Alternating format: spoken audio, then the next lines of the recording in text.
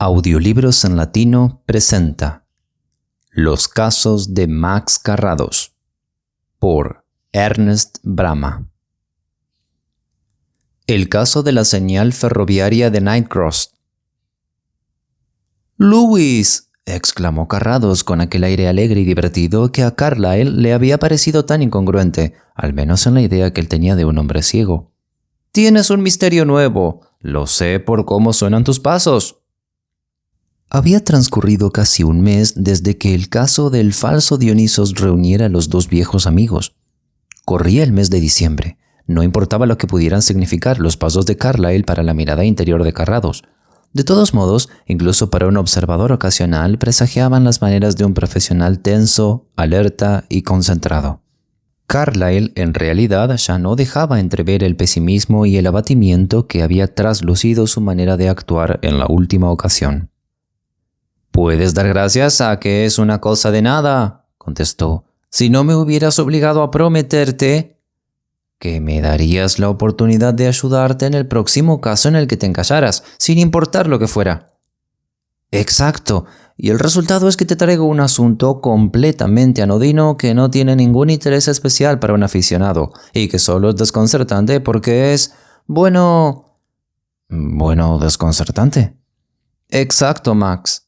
Tu pericia de detective aficionado ha descubierto una verdad proverbial. Casi no necesito decirte que solo lo irresoluble es desconcertante y que este caso probablemente sea irresoluble. ¿Te acuerdas de aquel espantoso accidente de tren de la compañía Central and Suburban en la estación de Nightcross hace solo unas semanas?» «Sí», contestó Carrados muy interesado. «Leí todos los detalles en su momento. Fue horrible». «¿Tú lees?», preguntó su amigo con experiencia. «Bueno, utilizo todavía las expresiones comunes», explicó Carrados con una sonrisa. «En realidad me lo lee mi secretario. Yo le digo lo que quiero oír y él viene a las 10 en punto y nos ventilamos los periódicos matutinos en un periquete». «¿Y cómo sabes lo que quieres oír?», preguntó Carlyle astutamente. La mano derecha de Carrados, que reposaba ociosa sobre la mesa, se desplazó hasta el periódico que tenía al lado. Recorrió con el dedo un titular y volvió su mirada inmóvil hacia su amigo. «La bolsa viene de la página 2, British Railways», recitó Max. «¡Extraordinario!». «No mucho», protestó Carrados. «Si alguien mojara un palo en un bote de melaza y escribiera ratas en una plancha de mármol, tú probablemente también serías capaz de averiguar lo que ponía con los ojos vendados». «Probablemente», admitió Carlyle. «De todos modos, no haremos la prueba». «La única diferencia es que la melaza en el mármol sería solo un poquito más apreciable para ti que la tinta de los periódicos para mí. Pero cualquier cosa que esté en tamaño menor de un Cícero o 12 puntos ya no la puedo leer bien, y todas las letras por debajo de los 10 puntos no las puedo leer en absoluto. De ahí que necesita un secretario».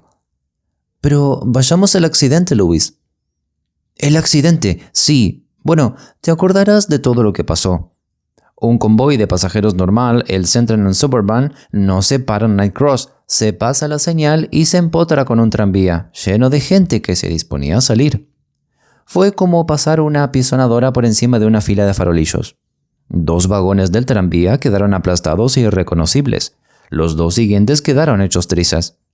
Es la primera vez en la historia ferroviaria de Inglaterra que se produce un accidente grave entre una gran locomotora de vapor y un transporte de vagones ligeros, y como suele decirse, salió perdiendo la vaca.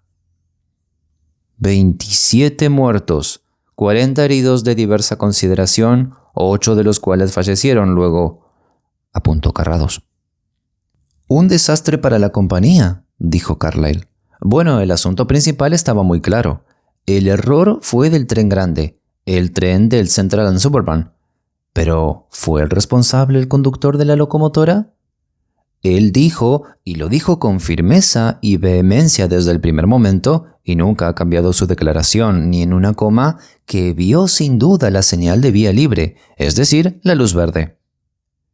El guardavías implicado, por su parte, también está empeñado en decir que en ningún momento quitó la señal de peligro y que llevaba puesta desde hacía 5 minutos. Obviamente no pueden tener razón los dos». ¿Por qué, Luis?, preguntó Carrados con toda tranquilidad. La señal de aviso solo puede estar en una posición, o verde o roja. ¿Te has fijado en las señales de la compañía de ferrocarriles Great Northern Railway, Luis? No especialmente. ¿Por qué? Hace muchos años, un día de invierno, aproximadamente cuando tú y yo estábamos ocupados en nacer, el maquinista de un tren escocés vio la señal de vía libre cerca de una pequeña estación de Haddington llamada Abbots Ripton.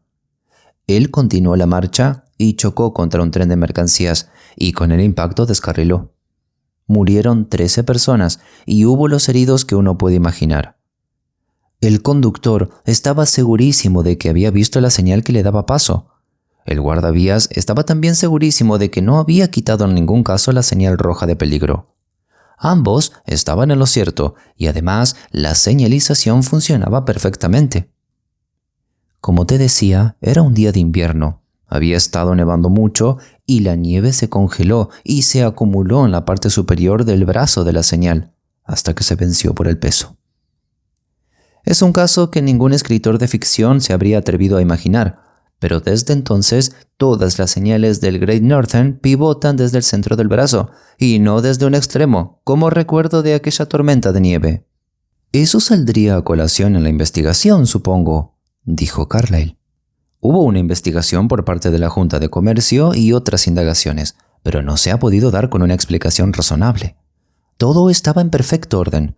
Es la palabra del maquinista contra la del guardavías. No hay pruebas en ningún otro sentido. ¿Quién tiene la razón? ¿Eso es lo que tienes que descubrir, Luis?, preguntó Carrados. Me pagan por intentar descubrirlo, admitió Carlyle con sinceridad. Pero hasta ahora no he conseguido ir más allá que la investigación oficial y entre nosotros, con franqueza, no veo nada claro en este asunto. Ni yo, dijo el ciego con una sonrisa bastante irónica. No importa. ¿Quién es tu cliente? El maquinista, seguro. Sí, admitió Carlyle. ¿Pero cómo lo has sabido? Digamos que tus simpatías parecen estar de su parte.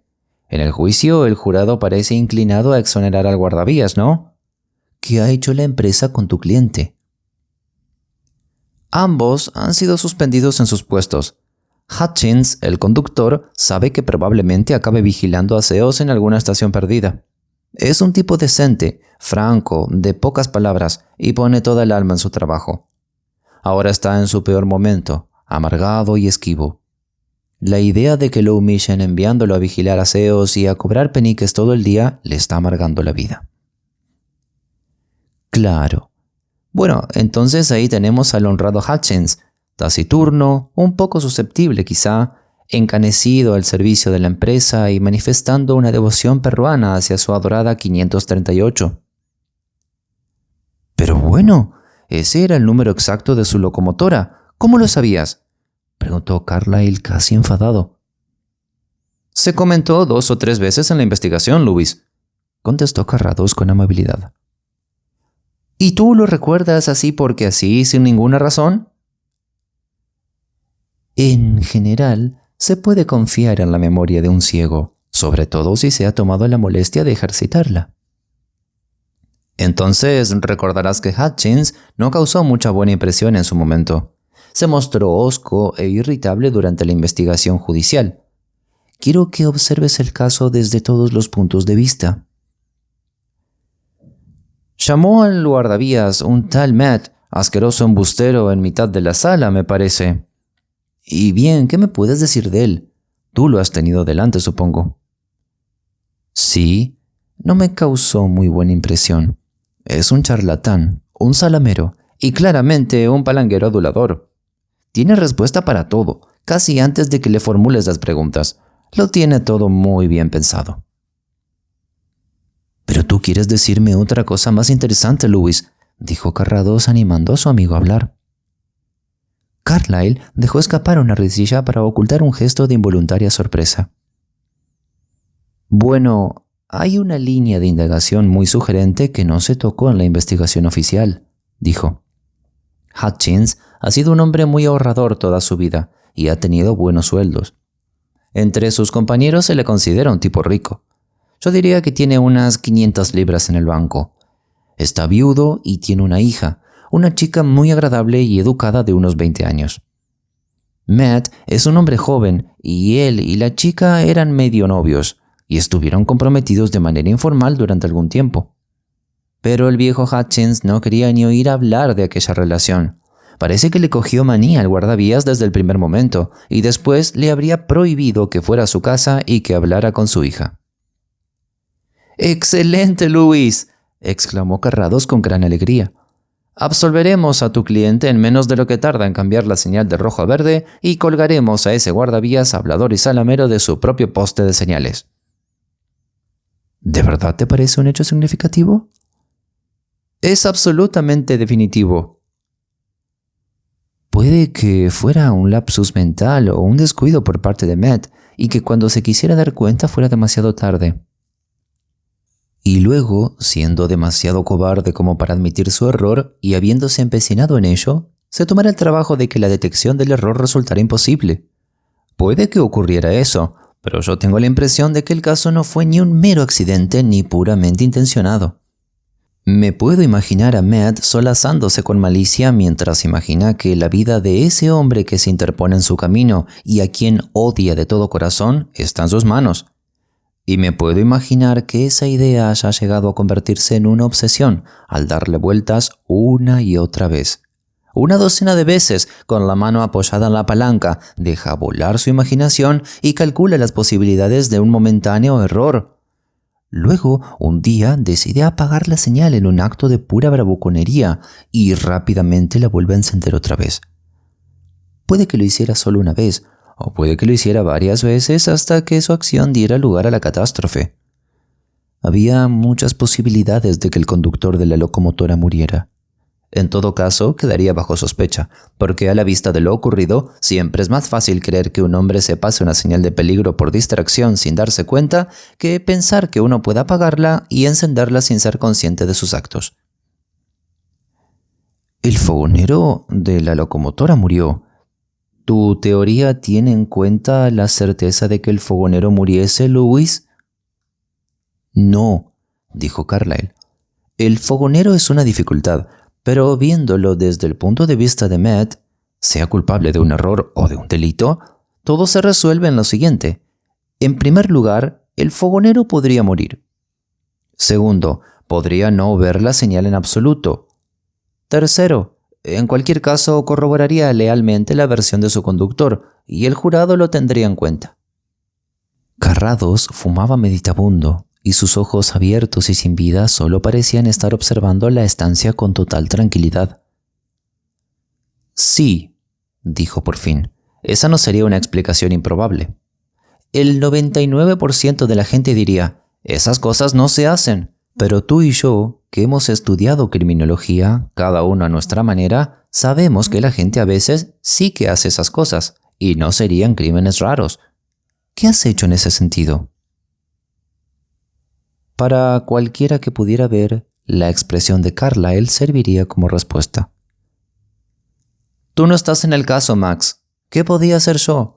Aunque por otra parte tengo que hacer algo para ganarme el sueldo.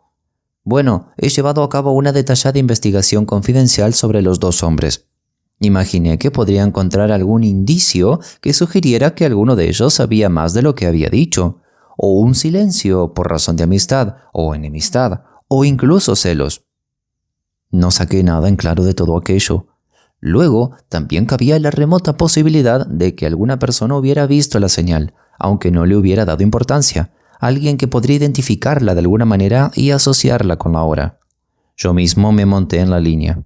En el lugar donde se encuentra la señal, la vía corre junto a un muro alto por un lado. En el otro lado hay casas, pero como la señal se encuentra bajo una visera, no puede verse desde ninguna carretera ni desde ninguna ventana. «Mi pobre Louis», dijo Carrados con una amistosa burla. «Y ya estabas harto de no conseguir nada». «En efecto», admitió Carlyle. «Y ahora que sabes el tipo de trabajo que es, supongo que no tendrás muchas ganas de perder tu tiempo con ello».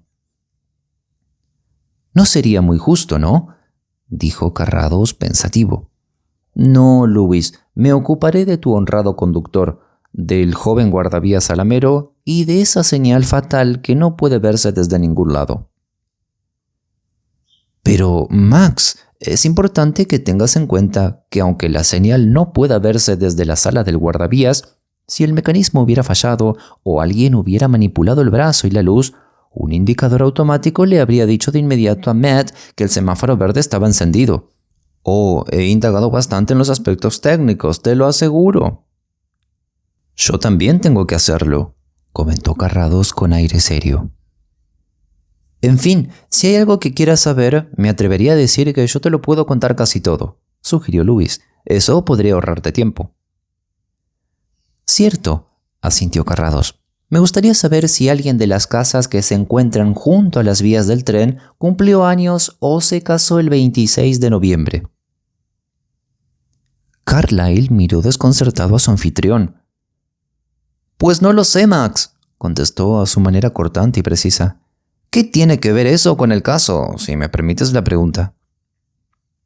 La única explicación que se pudo dar a la tragedia del puente levadizo de Ponset Lane en el 75 fue el reflejo de una bengala de luz verde en la ventana de una casa de campo. Carlyle sonrió con condescendencia. Mi querido amigo, no debes permitir que tu gran memoria nuble los acontecimientos que te rodean, apuntó en tono de consejo. En el 90% de los casos, la explicación más obvia es la cierta. La dificultad en este caso reside en la demostración. Bueno, ¿te gustaría conocer a esos hombres? Desde luego. En todo caso, veré a Hutchins primero. Ambos viven en Holloway. Le pediré a Hutchins que venga a verte, digamos, mañana. Ahora no está haciendo nada. No, contestó Carrados. Mañana debo ver a mis inversores y seguramente ese asunto me llevará todo el día. Muy bien, no debes descuidar tus propios asuntos por este experimento, afirmó Carlyle. Además, preferiría ver a Hutchins en su propia casa. Bueno, Louis, ya hemos tenido suficiente por esta noche. Basta de viejos ferroviarios honrados. Tengo una cosita preciosa de Eumenes que quiero mostrarte. Hoy es martes. Ven a cenar el domingo y derrama el cáliz de tus burlas sobre mi necesidad de éxito. Un modo encantador de decirlo, contestó Carlyle. De acuerdo, lo haré. 2 horas después, Max Carrados estaba de nuevo en su estudio, decidido a pasar un rato allí sentado y reflexionando. A veces sonreía y en 1 o 2 ocasiones llegó a reírse un poco, pero durante la mayor parte del tiempo su rostro amable e impasible no reflejaba emoción alguna y permanecía impertérrito, con la mirada vacía, con los ojos sosegadamente fijos en un objeto invisible, distante y lejano. Era un capricho extravagante de Max burlarse de su propia ceguera con una fabulosa ostentación de luces. Bajo el ambarino resplandor de una docena de bombillas eléctricas, la sala estaba tan iluminada como si fuera pleno día. Al final, se levantó e hizo sonar la campana. «Supongo que el señor Greatorex aún no ha llegado, ¿verdad, Parkinson?», preguntó refiriéndose a su secretario. «Creo que no, señor, pero lo confirmaré», contestó el criado. «No importa, ve a su despacho y tráeme los 2 últimos archivos de The Times». «Y ahora», le dijo cuando regresó, «coge el primero. ¿Qué fecha tiene?» 2 de noviembre. Muy bien, busca la información de la bolsa, estará en el suplemento. Ahora baja por la columna hasta que encuentres British Railways. Ya lo tengo, señor. Busca Central and Suburban.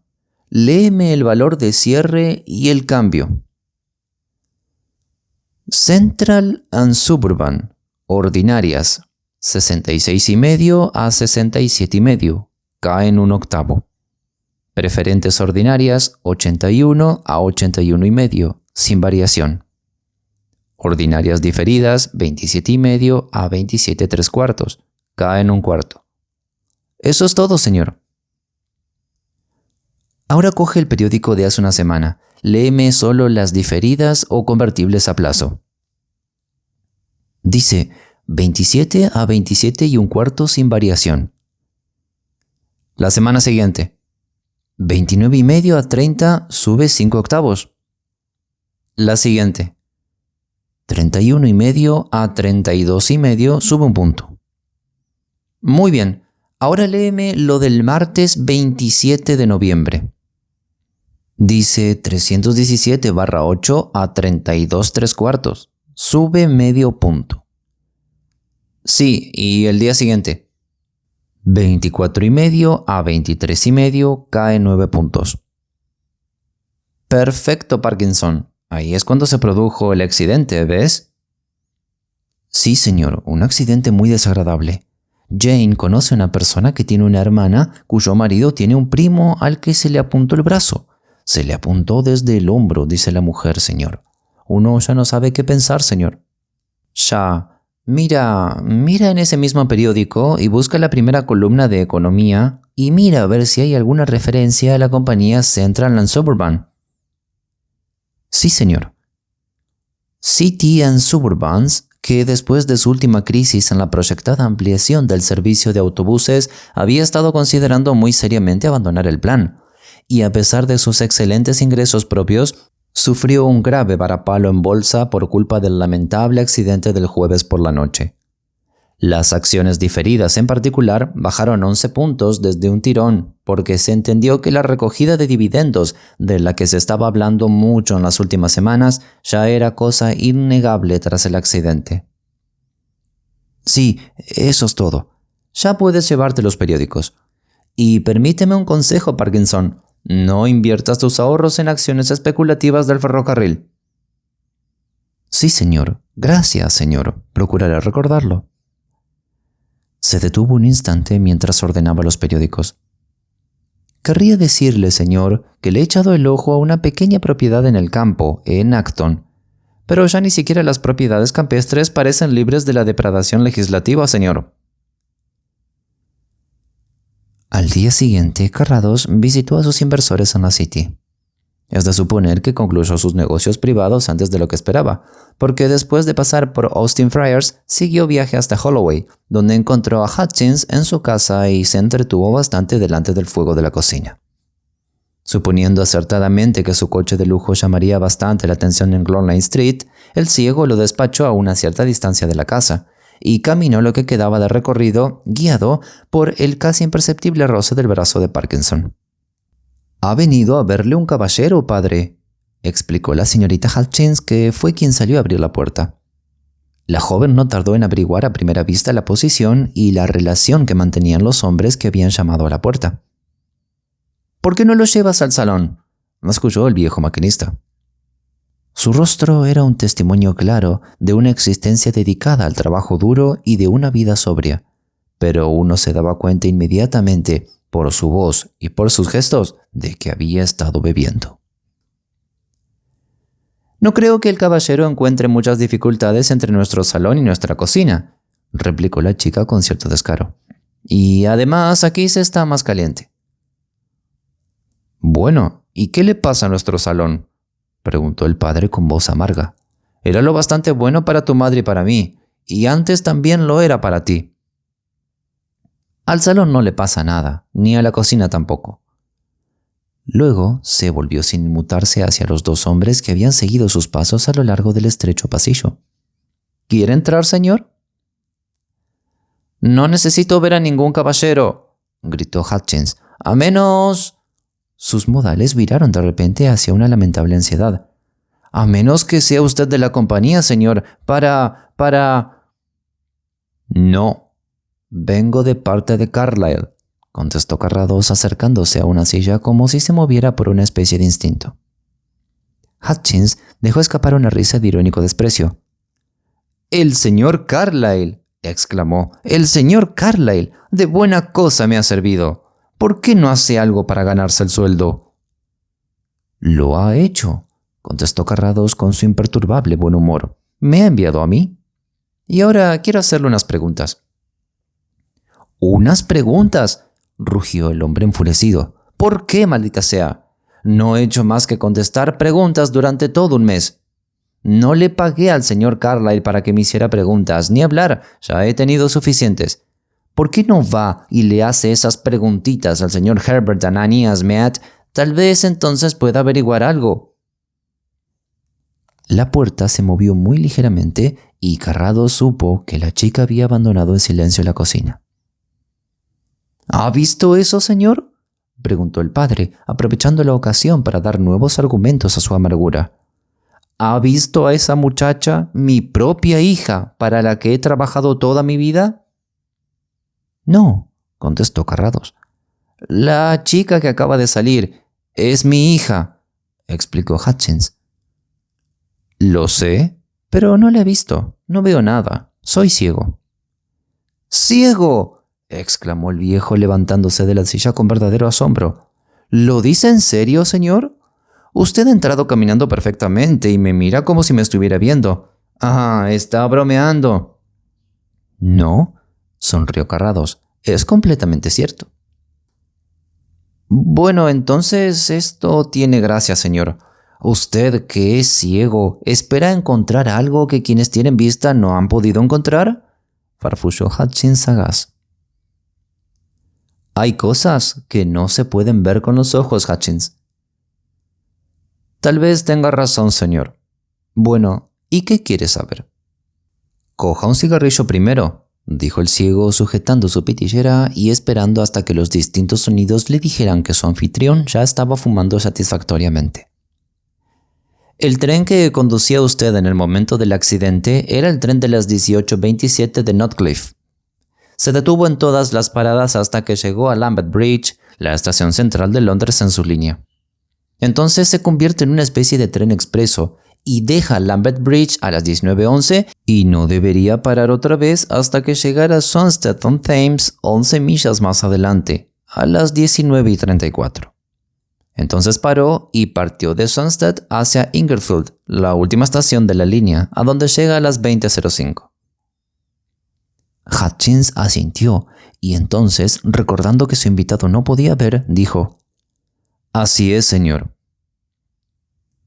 ¿Ese era su trabajo durante todo el día, ir desde Notcliffe a Ingerfield? Sí, señor. 3 viajes en una dirección y otros 3 en la otra, generalmente. ¿Y hace siempre las mismas paradas? No, el tren de las 19:11 es el único que hace el recorrido desde Bridge hasta Swanstead.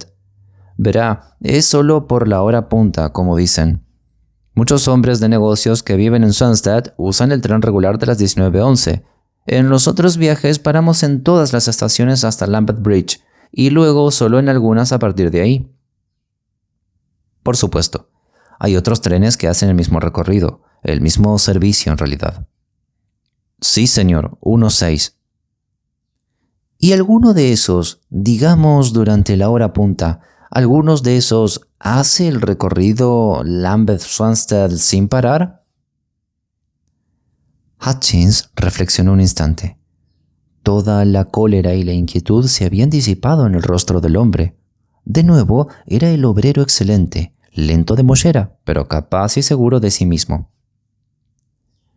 Eso no se lo podría decir con total seguridad, señor. Muy pocos trenes de corta distancia pasan el cruce, pero algunos sí que lo hacen. Con una guía podríamos saberlo en un minuto, pero yo no tengo aquí ninguna. No importa. En la investigación judicial, dijo usted que no era raro que tuviera que detenerse en la señal de parada al este de la estación de Knightcross. ¿Ocurría muy a menudo? ¿Solo con el tren de las 19:11? Quizá 3 veces a la semana, tal vez 2. El accidente ocurrió un jueves. ¿Había notado usted que se tuviera que detener más a menudo los jueves que cualquier otro día? Una sonrisa iluminó el rostro del conductor ante aquella pregunta. «Usted no vive en Swanstead, ¿verdad, señor?», preguntó a modo de respuesta. «No», admitió Carrados. «¿Por qué?». «Bueno, señor, es que siempre nos hacían parar los jueves. Prácticamente siempre, se puede decir. Era una cosa bien conocida entre los que utilizaban el tren regular. Solían esperar ya que se detuviera». Los ojos sin vida de Carrados tenían la propiedad de ocultar de forma excelente cualquier emoción. «Oh, siempre», comentó amablemente, «era casi como una rutina entonces. ¿Y por qué siempre ocurría el jueves? Me han dicho que tenía que ver con el cierre de las tiendas, que es más temprano ese día. El tráfico del suburbano era un poco diferente. En teoría, nosotros deberíamos retrasarnos 2 minutos ese día, pero supongo que se pensó que no valía la pena cambiar nuestros horarios por esos 2 minutos, así que se nos hacía esperar un poco a la entrada del túnel 3 Deep para que el tranvía del oeste pudiera pasar. Entonces, ¿estaba usted advertido de ello? Sí, señor, así es, dijo Hutchins enrojeciendo al recordar algo. Y uno de los miembros del jurado se empeñó en recordármelo, pero una vez cada 3 meses más o menos se me permitía seguir sin parar incluso el jueves, y no se me ocurre pensar si las cosas están bien o mal solo porque no sean como yo espero. Las señales son mis órdenes, señor. ¡Alto! ¡Adelante! Y nada más. Y lo que yo tengo que hacer es obedecer, igual que haría un soldado en el campo de batalla. ¿Qué sería de nosotros si hiciéramos lo que nos viniera en gana? Lo que dijeron de tener precaución era una tontería. Y el hombre que empezó con eso era un barbero que no conoce la diferencia entre las señales de manténgase a distancia y deténgase, y se atreven a dar un veredicto. Mis órdenes, señor, emitidas por aquella señal eran: siga adelante y manténgase en horario. Carrados asintió con gesto de aprobación. Esto es todo, creo, apuntó. ¿Todo?, exclamó Hutchins con incredulidad.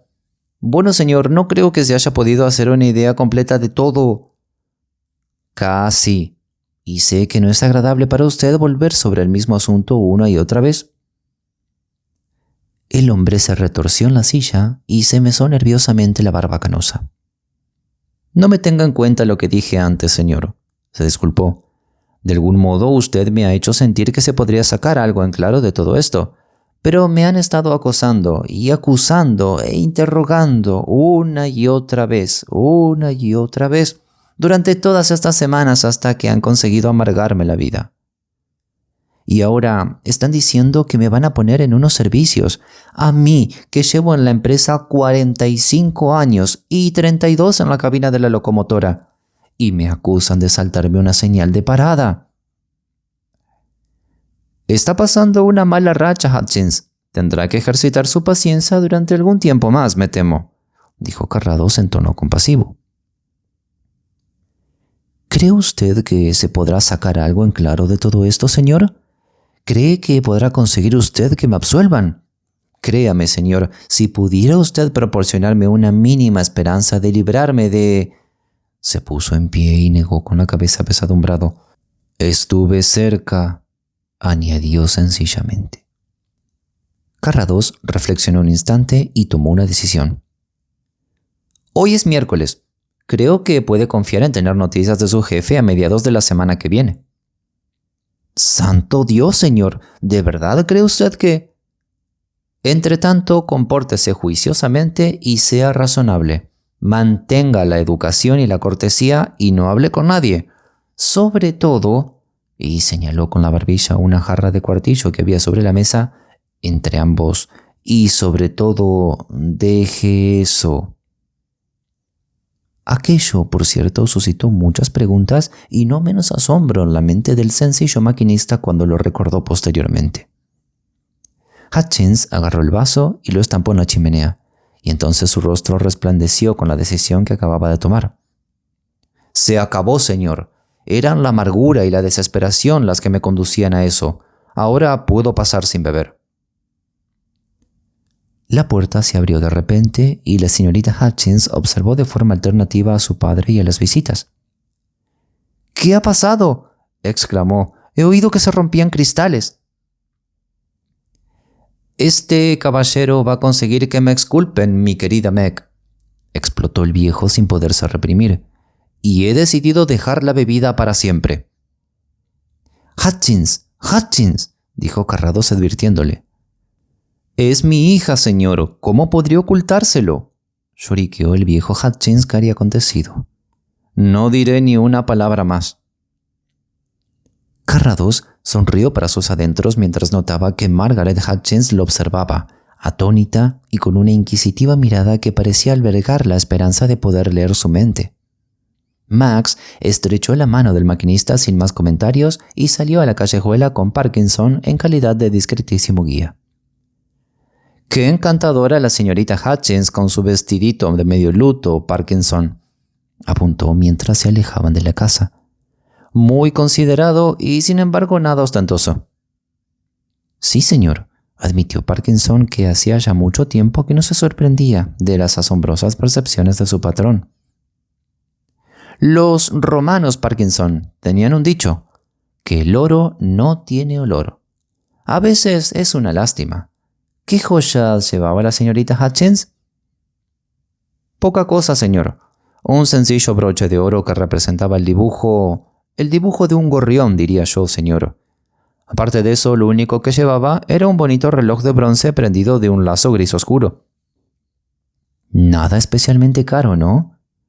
Oh, claro que no, señor. Unos aderezos muy apropiados para una joven de su posición. Bueno, es lo que cabía esperar, dijo aflojando. Estamos pasando junto a una valla de anuncios, ¿no? Sí, señor. Vamos a parar aquí un momento. Léeme lo que pone en el cartel que tenemos delante. ¿En este de los concentrados del caldo Oxo, señor? Sí. Pone Oxo, señor. Carrados se agitó levemente con una risa contenida.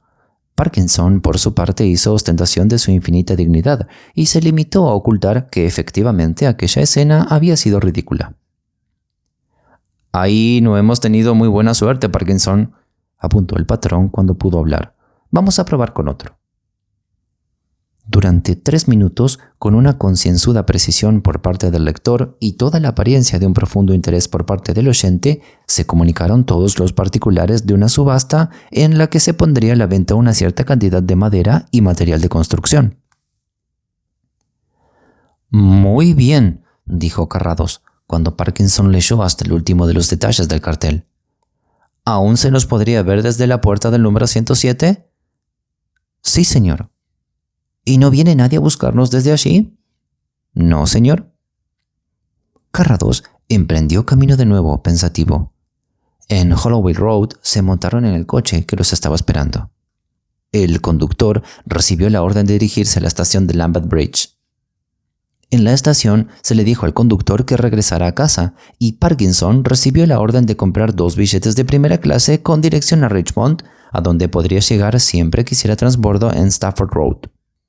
La hora punta aún no había comenzado y no tuvieron dificultades para encontrar un compartimiento vacío cuando partió el tren. Parkinson estuvo todo el viaje muy ocupado describiendo cuánto veía en los distintos puntos entre Lambeth Bridge y Knightcross. A lo largo de 1/4 de milla, las exigencias de Carrados para que los ojos y la memoria de su singular criado estuvieran bien atentos fueron constantes. Entonces, de repente Carrados dejó de hacer preguntas. Habían pasado la señal de stop al este de la estación de Knightcross. Al día siguiente por la tarde hicieron el viaje de regreso hasta Knightcross. Esta vez, sin embargo, lo que se veía por la ventana no le interesó nada a Carrados. «Vamos a echar un vistazo a unas casas», fue toda la información que Max ofreció al respecto, y un imperturbable «sí, señor» fue el único comentario que hizo Parkinson a propósito de aquella decisión tan rara. Tras abandonar la estación, giraron por una carretera que corría paralela a la hilera de casas viejas, robustas y mustias que comenzaban a teñirse de decrepitud. Aquí y allá, en alguna fachada, lucía la placa metálica de algún profesional, pero en general eran pisos miserables destinados al alquiler. «La tercera casa después de la que tiene el asta de bandera», dijo Carrados. Parkinson llamó al timbre y en la puerta apareció una criada joven que no tardó en asegurarles que no estaba muy arreglada porque era primera hora de la tarde. Le dijo a Carrados, en respuesta a sus preguntas, que la señorita Chubb estaba en casa y los hizo pasar a un melancólico saloncito para esperarla. «En este sitio voy a estar casi ciego, Parkinson», dijo Carrados a su criado caminando por el salón. «Así nos ahorramos explicaciones». «Muy bien, señor», contestó Parkinson. 5 minutos después, un periodo de tiempo que sugería que a la señorita Chubb también le parecía que era muy pronto, Carrados ya estaba acordando arrendar unas estancias para él y para su criado durante los pocos días que pensaba estar en Londres, donde tenía previsto visitar a un oculista. «Una de las habitaciones, la mía, debe mirar al norte», advirtió. «Es solo por una cuestión de luz». La señorita Chubb contestó que lo entendía a la perfección. Algunos caballeros, añadió, tenían sus exigencias y otros sus caprichos. Ella procuraba atenderlos a todos de forma adecuada. El dormitorio que tenía disponible justo daba al norte. Curiosamente, el último caballero que lo había ocupado había hecho la misma petición. «¿Una persona con dolencias oculares, tal vez, como yo?», preguntó Carrados amablemente. La señorita Chubb creía que no. En su caso, la señorita creía que no había sido más que un capricho.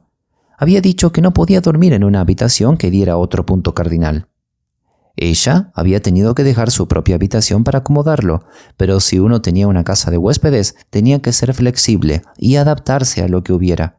Y además, el señor Ghosh era desde luego muy liberal en cuanto a sus ideas.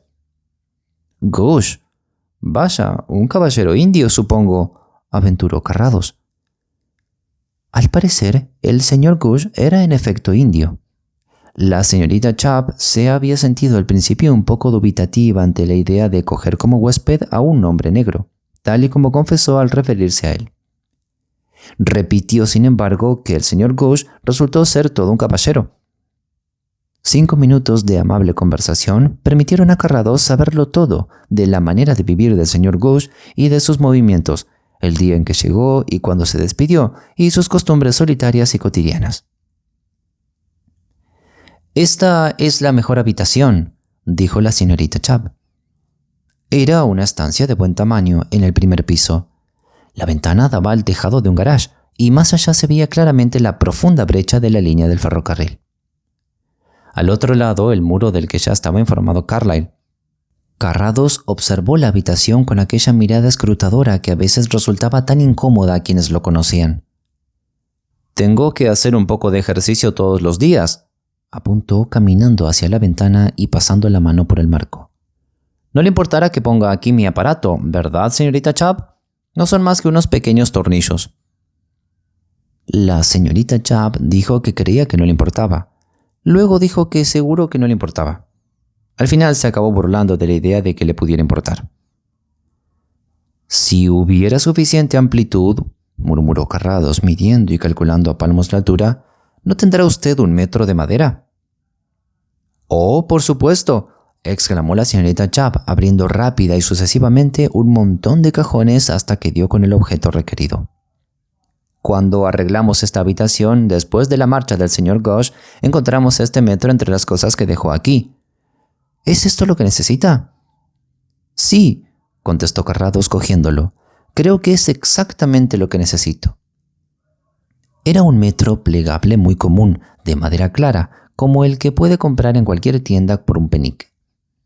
Max midió sin mucho cuidado la profundidad de la jamba y leyó el resultado pasando los dedos por la vara, y luego procedió a recorrer con delicadeza arriba y abajo los bordes del metro. 4 pulgadas y 7 octavos, fue su conclusión apenas murmurada. «Espero que sirva, señor». «Magnífico», contestó Carrados. «Pero aún no he concluido con mis peticiones, señorita Chubb». «¿No, señor?», dijo la propietaria pensando que sería un enorme gusto complacer a un caballero tan agradable. «¿Qué otra cosa podría desear?» «Aunque veo muy poco, me gusta tener luz, pero no cualquier clase de luz. No puedo con la luz de gas. ¿Cree usted que podría conseguirme una lámpara de aceite?» «Pues claro, señor. Volveré a sacar una bonita lámpara de latón que compré especialmente para el señor Ghosh. Leía mucho por la noche y prefería ese tipo de lámparas». «Ah, me viene muy bien. Supongo que será lo bastante grande como para estar encendida toda la noche». «Sí, por supuesto. Y el señor Ghosh tenía siempre mucho cuidado de rellenarla todos los días». «Una lámpara sin aceite no es muy útil», sonrió Carrados, siguiéndola hacia otra habitación y metiéndose el metro plegable en el bolsillo como quien no quiere la cosa. Cualquiera que fuera la opinión que Parkinson tuviera a propósito de alquilar unas estancias de segunda en una calle oscura, la devoción que sentía hacia su patrón y su conciencia de mayordomo eran suficientes para acallar sus emociones secretas. En cualquier caso, mientras regresaban a la estación, preguntó, sin rastro de emoción alguna, si había alguna cosa que debiera conocer o saber con referencia a aquella migración, inminente al parecer. «Nada, Parkinson», contestó su patrón. «Nos conformaremos con nuestras actuales dependencias». «Le ruego que me perdone, señor», dijo Parkinson con alguna contención, «pero entendí que quería alquilar sin ninguna duda esas habitaciones para una semana». «Me temo que a esa señorita Chubb le ha dado la misma impresión. En todo caso, ciertas circunstancias imprevistas impedirán que volvamos. El señor Greatorex debe escribirle mañana adjuntando un cheque con mis más sinceras disculpas y añadiendo un penique por esta vara de medir plegable que, por lo visto, se ha venido conmigo sin querer. Bueno, algo es algo». A Parkinson se le puede excusar de no entender claramente ni pretenderlo el curso de los acontecimientos. «Aquí llega nuestro tren, señor», dijo simplemente. «Lo dejaremos marchar y esperaremos al siguiente. ¿Hay alguna señal en algún extremo del andén?» «Sí, señor, el más alejado». «Vayamos hacia allí. ¿Hay mozos de estación o empleados de la compañía por aquí?» «No, señor, no hay nadie». «Toma el metro. Quiero que subas la escalerilla, porque hay una escalerilla para llegar a la señal, ¿no es así?» «Sí, señor». «Quiero que midas el cristal de la luz. No subas más de lo necesario, pero si tienes que estirarte, ten cuidado de no marcar la medida con la uña, aunque ese sea tu impulso natural. Eso ya lo han hecho». Parkinson miró con cierta inquietud a su alrededor y hacia la señal. Por fortuna, aquella zona estaba a oscuras y no era un lugar frecuentado, y todo el mundo caminaba hacia la salida, en el otro extremo del andén.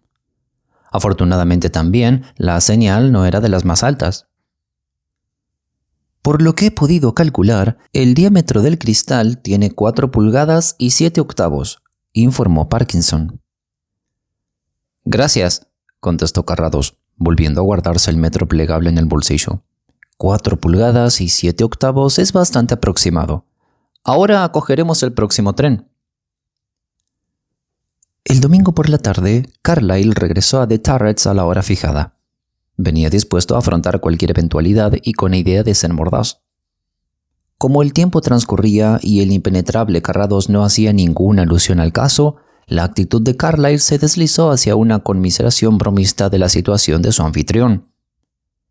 En realidad no habló mucho, pero las agudas precisiones de sus palabras cuando la conversación permitía algún apunte o consideración importante dejaban poco espacio a posteriores comentarios. No fue hasta que acabaron de cenar y regresaron a la biblioteca cuando Carrados dio la primera y ligerísima pista de que había algo raro en el ambiente. Su primera indicación de que se acercaban acontecimientos trascendentales fue que quitó la llave del exterior de la puerta y la colocó por el interior. «¿Qué estás haciendo, Max?», preguntó Carlyle, cediendo a la curiosidad frente a su actitud displicente. «Has estado muy despistado, Luis», contestó su amigo. «Pero Parkinson debería presentarse aquí enseguida y todo tiene que estar preparado. Por cierto, ¿llevas encima un revólver?» «Nunca lo cojo cuando vengo a cenar contigo, Max», replicó Carlyle con todo el aplomo que pudo. «¿Debería?». Carrados sonrió afectuosamente ante la respuesta de su invitado y pulsó el resorte secreto de un cajón en un antiguo buró que había a su lado. El pequeño receptáculo oculto se abrió lentamente, mostrando un par de pistolas de color azul plomizo. «Esta noche, en todo caso, conviene ser prudente», contestó, entregándole una pistola a Carlyle y metiéndose la otra en el bolsillo. «Nuestro hombre estará aquí en medio minuto y no sabemos con qué intenciones y de qué humor vendrá». «¿Nuestro hombre?», exclamó Carlyle estirando el cuello hacia Max, preso de curiosidad y emoción. «Max, ¿me estás diciendo que vas a traer aquí a Matt para que admita su culpabilidad?» «Nadie ha admitido nada», dijo Carrados, «y no es Matt». «Pero si no es Matt, ¿no te estarás refiriendo a Hutchins?», Ni Matt ni Hutchins. El hombre que manipuló la señal porque Hutchins estaba en lo cierto y había una luz verde es un joven hindú de Bengala. Su nombre es Drishna y vive en Sunstead.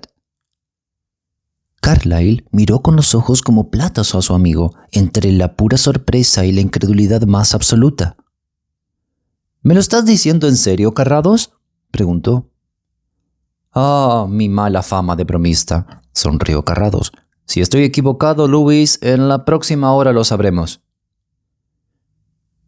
Pero, ¿por qué? ¿Por qué? ¿Por qué lo hizo? ¿A qué vino esa colosal maldad, esa crueldad sin parangón? Carlyle se perdía entre superlativos de incredulidad y no podía sino observar asombrado a su amigo. Principalmente para librarse de una desastrosa inversión especulativa, contestó Carrados respondiendo a la pregunta. Si hubo otro motivo, o al menos un incentivo, que es lo que yo creo, sin duda lo averiguaremos enseguida. De todos modos, Max, creo que no te has portado bien conmigo, protestó Carlyle dejando atrás su sorpresa inicial para mostrarse ofendido. Aquí estamos y yo no sé nada de nada, absolutamente nada de todo el asunto. Cada cual tiene su propia idea de cordialidad, Louis, replicó Carrados con aire sonriente. Pero me atrevo a decir que tienes razón y quizá aún estoy a tiempo de que me perdones. En muy pocas palabras le comunicó el curso de sus investigaciones. Y ahora ya sabes todo lo que hay que saber antes de que llegue Drishna. ¿Pero va a venir?, preguntó Carlyle con gesto dubitativo. ¿Puede que sospeche algo? Sí, claro que sospechará. Entonces no vendrá. Todo lo contrario, Louis. Vendrá porque mi carta despertará su curiosidad. Claro que va a venir. Si no fuera así, Parkinson me habría telefoneado enseguida y habríamos tenido que tomar nuestras medidas. ¿Qué le dijiste, Max?, preguntó Carlyle con curiosidad. Le dije que estaba deseando hablar con él de una inscripción arqueológica de origen indio-escita y que le enviaba mi coche con la esperanza de que me hiciera ese favor.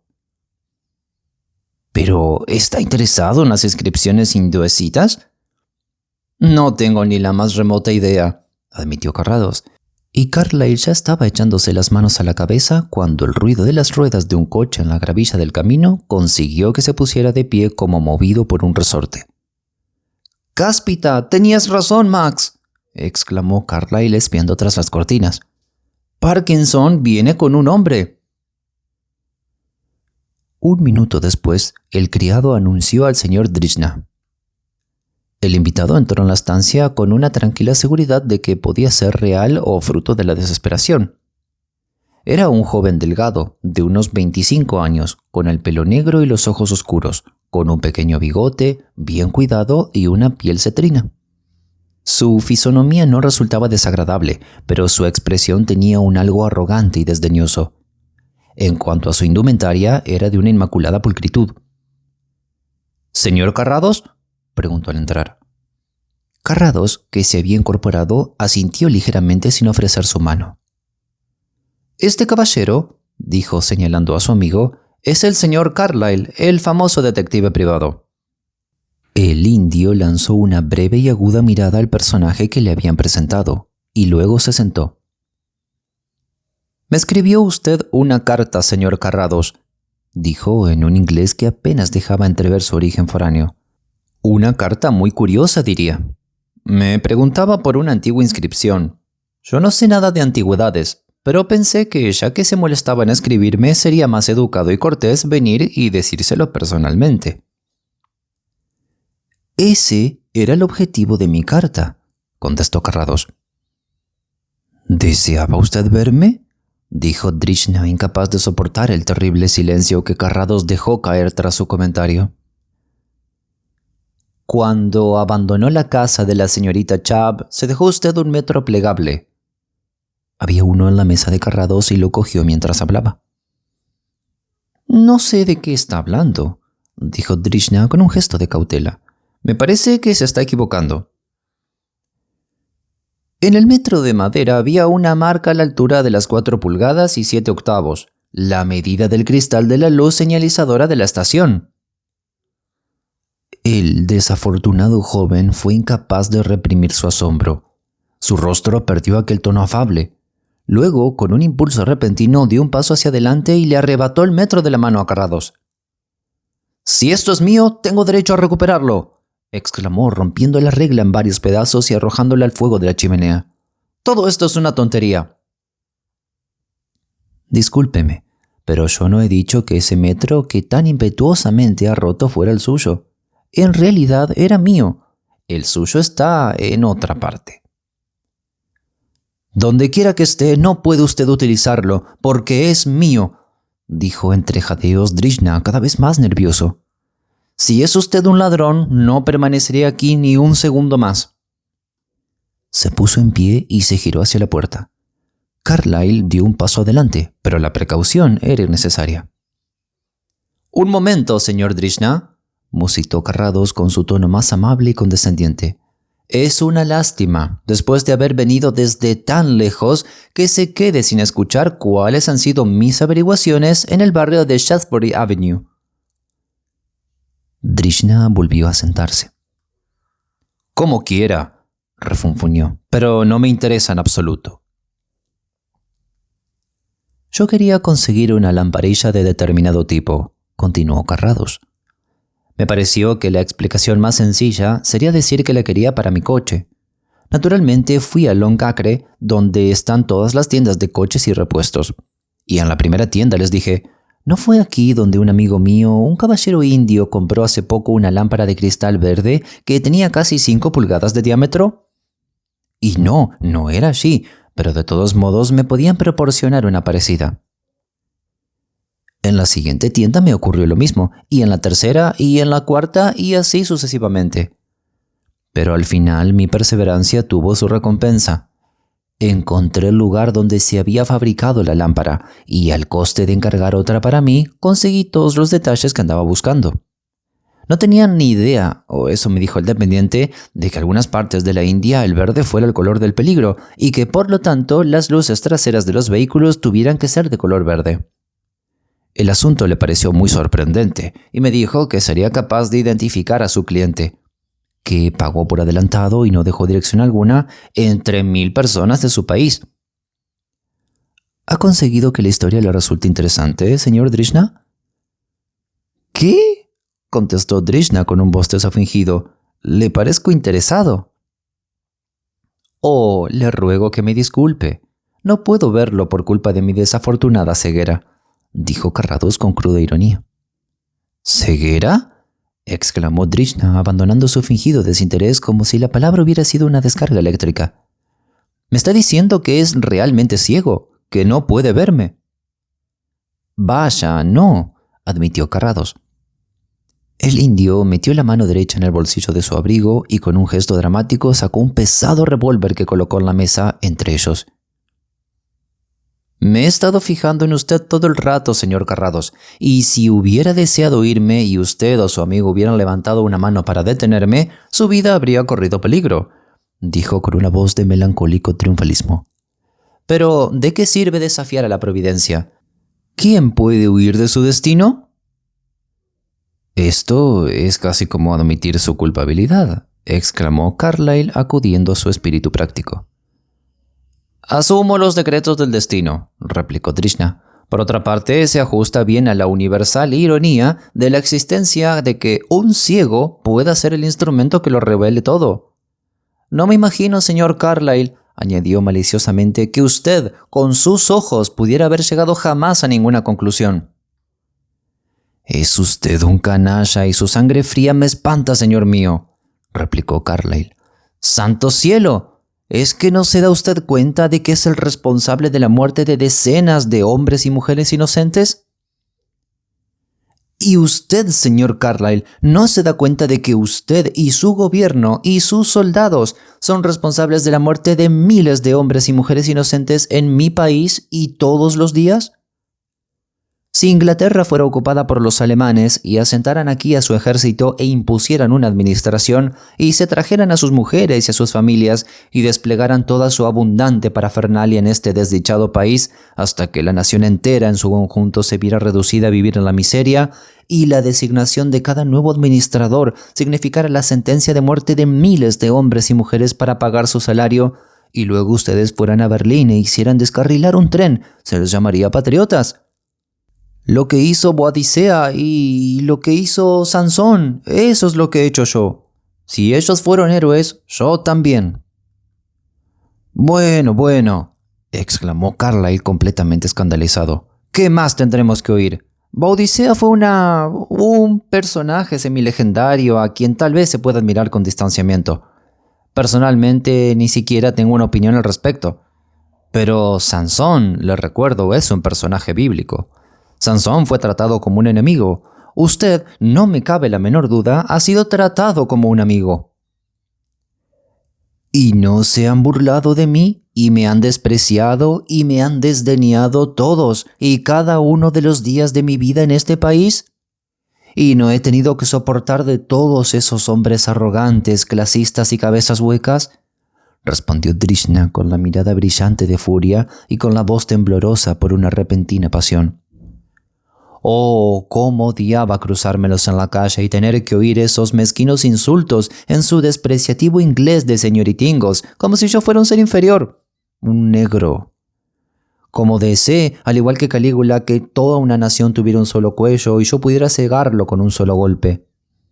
Detesto su complaciente hipocresía, señor Carlyle. Les desprecio y me repugna esa ostentación de superioridad hasta tal punto que ni siquiera podrían llegar a comprenderlo. Creo que nos estamos desviando bastante del tema, señor Drishna, interrumpió Carrados con la imparcialidad de un juez. A menos que yo esté mal informado, usted no es tan desconsiderado como para odiar de ese modo a todas las personas a las que ha conocido. Ah, no, admitió Drishna plegándose a una franqueza bastante ingenua. Del mismo modo que odio a los ingleses, adoro a sus mujeres. ¿Cómo es posible que una nación pueda estar dividida de este modo, con sus hombres tan estúpidos y ofensivos, y sus mujeres tan inteligentes, compasivas y tan dignas de admiración? Pero un poco caras a veces también, ¿verdad?, sugirió Carrados. Drishna suspiró profundamente. Sí, eso es increíble. Es lo más propio de su personalidad. Mi asignación, aunque la mayoría de ustedes la calificaría de generosa, ha resultado ser bastante escasa para cumplir las expectativas de cierta dama que me vi obligado a pedir prestado dinero y los intereses se me hicieron al final intolerables. No podía admitir la quiebra, porque entonces mi familia me habría hecho regresar a casa, y aunque detesto enormemente Inglaterra, hay una razón por la que la idea de abandonarla se me hace insoportable. ¿Y esa razón guarda alguna relación con el Arcady Theatre? ¿Lo sabe? Bueno, no es necesario citar el nombre de la dama. Con el fin de recuperar mis finanzas, especulé en bolsa. El crédito que conseguí fue bastante bueno, gracias a la posición que ostenta mi padre y la solidez de la empresa para la que trabajo. Supe por un funcionario muy fiable hace tiempo que las acciones del Central and Suburban, sobre todo las diferidas, iban a caer con toda seguridad, y de modo estrepitoso por culpa de la adquisición de una empresa de autobuses, un asunto que por aquel entonces era secreto. Así que abrí una cuenta en el mercado bajista y lo vendí casi todo. Las acciones cayeron, pero solo de forma parcial, y esperé. Entonces, desafortunadamente, comenzaron a subir. Se dieron acontecimientos desfavorables y empezaron a correr ciertos rumores. Yo no podía abonar los intereses y con el fin de mantener la cuenta me vi literalmente obligado a traficar por un tiempo con algunos títulos que no eran técnicamente de mi propiedad. «Eso es malversación, señor», comentó Carlyle gélidamente. «¿Pero qué es la malversación al lado de un asesinato masivo?» Sí, malversación. Ese es el nombre. En mi caso, sin embargo, fue solo un asunto temporal. Por desgracia, las acciones siguieron subiendo. Entonces, cuando ya estaba desesperado del todo, dio la casualidad de que regresaba a Swanstead un día bastante antes de lo habitual y el tren se detuvo ante cierta señal para dejar pasar a otro tren. En el vagón escuché una conversación por la que supe ciertos detalles. Uno de los pasajeros comentó que un día se iba a producir un accidente y todo eso. Como en un fogonazo, como si fuera una inspiración, vi cómo aquella circunstancia podría beneficiarme en la bolsa. Con un desgraciado accidente, las acciones desde luego caerían en picado, y yo podría recuperar entonces mi situación económica. Creo que el señor Carrado sabe lo que ocurrió a partir de entonces. Max, dijo Carlyle con furia, ¿hay alguna razón por la que no deberías encargar a tu criado que llame a la policía y que se lleven arrestado sin falta a este monstruo, ya que acaba de confesar su crimen aquí mismo? Sí, hágalo, señor Carrados, sugirió Drishna. Desde luego me colgarán, pero el discurso que tengo preparado recorrerá la India de un extremo a otro. Mi recuerdo será venerado como el de un mártir y la emancipación de mi tierra natal se precipitará gracias a mi sacrificio. En otras palabras, apuntó Carrados, habrá algunos disturbios en medio docena de pueblos, unos cuantos policías desafortunados serán linchados y apaleados hasta la muerte, y puede que ocurran incluso cosas peores. ¿Eso no nos conviene, señor Drishna? ¿Y cómo piensa usted evitarlo?, preguntó Drishna con elegante seguridad. Resulta muy desagradable ser colgado una mañana de invierno, mucho frío, todo desangelado, muy inhumano. El largo juicio, la soledad, el confinamiento, los pensamientos de la noche anterior en vela, el verdugo, el ruido de la polea, el deslizamiento de la soga, todo eso hace presa en la imaginación. Solo un estúpido va a la horca con tranquilidad. ¿Y qué me aconseja que haga, señor Carrados?, preguntó Drishna con astuta mirada. La mano de Carrados se deslizó hacia el arma que aún descansaba en la mesa, entre ambos. Sin decir una palabra, la empujó hacia su invitado. «Ya entiendo», murmuró Drishna con una leve risilla y una mirada centelleante. «Que me pegue un tiro y que me calle, eso es lo que me propone. Que me guarde el discurso para ahorrarme el juicio y aleje la llama de la antorcha de la libertad y la insurrección.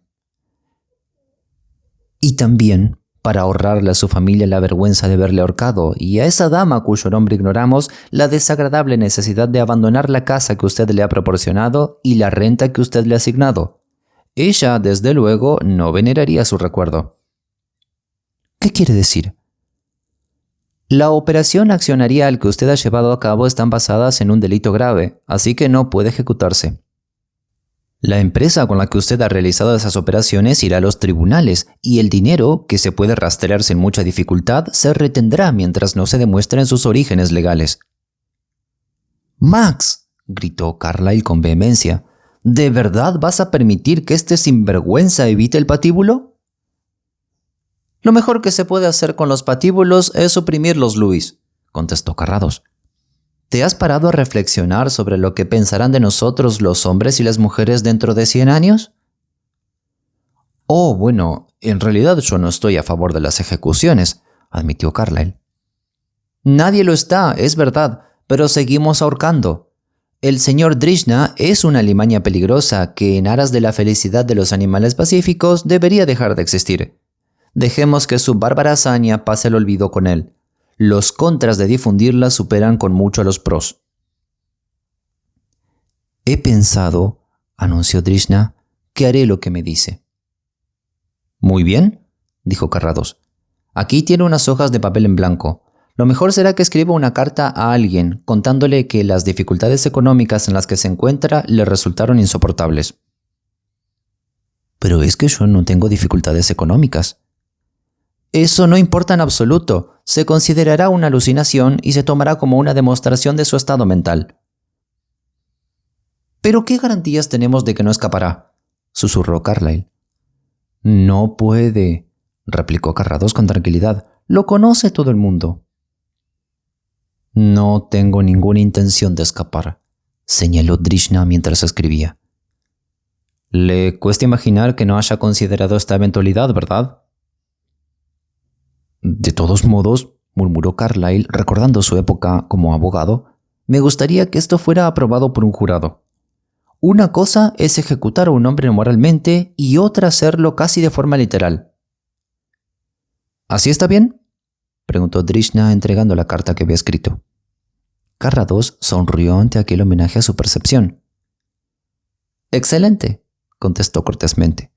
«Hay un tren a las 21:40. ¿Le viene bien?». Drishna asintió y se levantó.